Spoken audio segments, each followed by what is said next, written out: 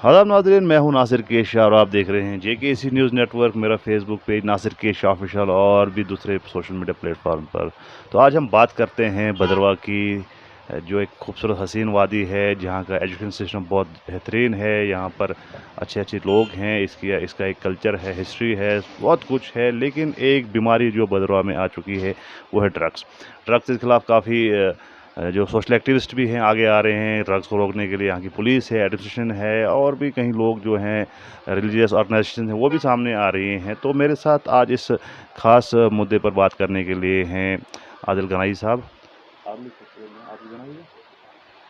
तो मेरे साथ इस ख़ास मुद्दे पर बात करने के लिए हैं भद्रवाह के renowned social activist Adil Ganai साहब। इनसे हम बात करेंगे क्योंकि ये ऐसे ऐसे मामले में हमेशा इनके वीडियोज़ आते रहते हैं। ये भी जो हैं एक रिनोन्ड सोशल एक्टिविस्ट हैं और ड्रग्स को रोकने के लिए ये भी बहुत सारे जो है इक़दाम उठाते रहते हैं। तो इनसे जानेंगे कि आखिर ये वजह क्या है, भद्रवाह में ऐसा क्यों हो रहा है।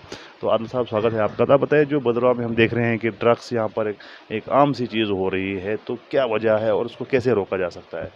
बिस्मिल्लाहिर्रहमानिर्रहीम। सबसे पहले तो आपसे माज़रत चाहता हूँ कि मेरा थोड़ा गला ख़राब है, तो आपका शुक्र अदा करता हूँ कि आप इस बारे में आवाज़ उठाने के लिए हमारा साथ दे रहे हैं। तो असल में नासिर भाई, मसला ये है कि इस बीमारी की सबसे बड़ी जड़ यह है कि हमारे नौजवान जो है एजुकेशन से दूर हैं और बेरोज़गारी में हैं। इस वजह से ये ड्रग्स जो है दिन ब दिन बढ़ रहा है, क्योंकि आए दिन देखा जा रहा है कि ऐसे ऐसे लोग ड्रग्स को बेच रहे हैं, क्योंकि लोगों को मालूम है कि इसमें बहुत ज़्यादा मुनाफा हो रहा है, लेकिन वो ये चीज़ भूल रहे हैं कि इससे ज़िंदगियां भी ख़राब हो रही हैं। तो बस जहालत की वजह से, एजुकेशन की कमी की वजह से, उस मुनाफे को देख के हर गली में आज आपको एक पेडलर मिलेगा। और ये पेडलर सिर्फ हमें लोफर लफंगों की शक्ल में नहीं मिलते, बल्कि भद्रवाह के बहुत जाने माने चेहरे भी इसमें कई आते हैं। मैं नाम तो नहीं ले सकता, लेकिन इतना ज़रूर कहूँगा कि कुछ डॉक्टर्स भी इसमें इन्वॉल्व हैं, कुछ पुलिस वाले भी इसमें इन्वॉल्व हैं, जितना कि हम लोगों को इस बारे में नॉलेज है। और इसके साथ साथ बड़े बड़े बिज़नेस टाइकून भद्रवाह के, कुछ उनका भी नाम हमारे सामने आता है।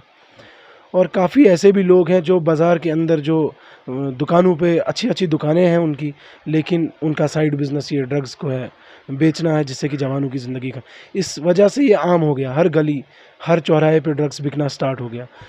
और अच्छा अच्छा, आदिल साहब बताइए, जो आपने तो कहा कि ऐसा ऐसा, तो क्या वजह क्या है, क्यों नहीं इनको जो है पकड़ा जा रहा है, क्यों नहीं इस चीज़ को रोका जा रहा है, जबकि आप बोल रहे हैं कि यहाँ पर ऐसे ऐसे लोग इन्वॉल्व हैं। तो क्या इसमें कहीं पुलिस डिले कर रही है, एडमिशन डिले कर रही है, या फिर सिविल सोसाइटी जो है वो कहीं ना कहीं जो है अपने हाथ खड़े करके बैठी हुई है? देखो, इसमें सबसे बड़ा कसूरवार तो मैं खुद को कहूँगा। उसके बाद सिविल सोसाइटी और पुलिस का इसमें बहुत बड़ा हाथ है, ये रोकने में नाकाम हो रहे हैं। क्यों? पुलिस के साथ हमने एक दफ़ा बात की, गालिबन 1 साल पहले की बात है। एक बच्चा जो है ड्रग्स की वजह से अपनी जान से हाथ धो बैठा। तो उस सिलसिले में जब हम पुलिस के पास गए, तो एक हमारे पुलिस के कर्मचारी ने, उन्होंने हमसे बात की, कहा कि हमें ऊपर से ही ऑर्डर्स आते हैं कि इसको जो है ज़्यादा हाईलाइट ना किया जाए, इस ड्रग्स के मसले को ज़्यादा हाईलाइट ना किया जाए, बाकी चीज़ों पे ध्यान दिया जाए। तो ये बात मुझे बहुत ताज्जुब में ला गई। मैंने कहा, पुलिस हो के आप ऐसा कैसे कह सकते हो? तो उन्होंने कहा कि हमारे ऑफिसर्स की ही ऐसे ऊपर से ही गाइडलाइंस हैं। लेकिन इसके बावजूद भी उन्होंने अपने एसएसपी साहब की तारीफ़ की, एसपी साहब की तारीफ़ की, डीएसपी साहब की तारीफ़ की। कहा कि इसके बावजूद भी वो काफ़ी जो है इसमें जो है हमारा साथ दे रहे हैं कि इसको हम जड़ से ख़त्म करें। और रही बात सिविल सोसाइटी की, तो सिविल सोसाइटी में एक बहुत बड़ी बीमारी ये फैल गई है कि हम हर शख्स को बुरा समझ रहे हैं और अपने आप को अच्छा समझ रहे हैं।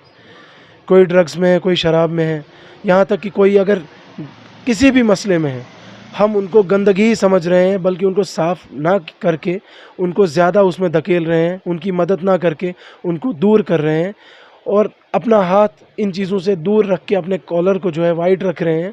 लेकिन ये भूल जा रहे हैं कि पूरा का पूरा मसला जो है वो हमारे घरों तक भी आ रहा है और पूरे भद्रवाह को ख़राब किया जा रहा है। आदिल साहब बताइए, जो है इसका हल क्या है, किस तरह से ये बीमारी जो है भद्रवाह से ख़त्म हो सकती है? नासिर भाई, इसका हल तो हर शख्स को पता है, बताने की ज़रूरत भी नहीं, लेकिन फिर भी बता रहा हूँ कि हर शख्स को चाहिए इसमें साथ दिया जाए। कोई हाई फाई पार्टीज़ हों या कोई पॉलिटिशियंस हों, किसी भी किस्म का कोई भी इंसान हो, हर एक को चाहिए कि ग्राउंड लेवल पे आके इस पे काम किया जाए।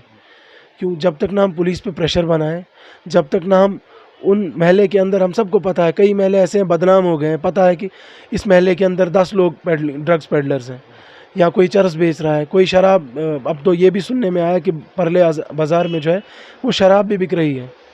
तो ये चीज़ों को ग्राउंड लेवल पे ख़त्म करने की ज़रूरत है, हर एक को आगे बढ़ने की ज़रूरत है। और अगर कोई खुद आगे नहीं बढ़ रहा है तो जो लोग इस काम को कर रहे हैं उनके ऊपर क्रिटिसाइज़ ना करते हो बल्कि उनको अप्रिशिएट करना चाहिए था। ये तो क्रिटिसाइज़ कर रहे हैं और उनका साथ भी नहीं दिया जा रहा है। अगर खुद सामने नहीं आ रहे हैं तो हम जो इस मसले पे काम कर रहे हैं, पुलिस काम कर रही है, मीडिया काम कर रही है और जितनी भी तंजीमें काम कर रही हैं उनका साथ दें, उन तक बात पहुंचाएं कि फ़लानी ऐसा कर रहा है, फ़लानी ऐसा कर रहा है, ताकि हमारी नस्ल चाहे हिंदू हो चाहे मुसलमान हो, किसी भी किस्म किसी भी मज़हब से ताल्लुक़ रखने वाला हो, वो इस बीमारी से बच जाए।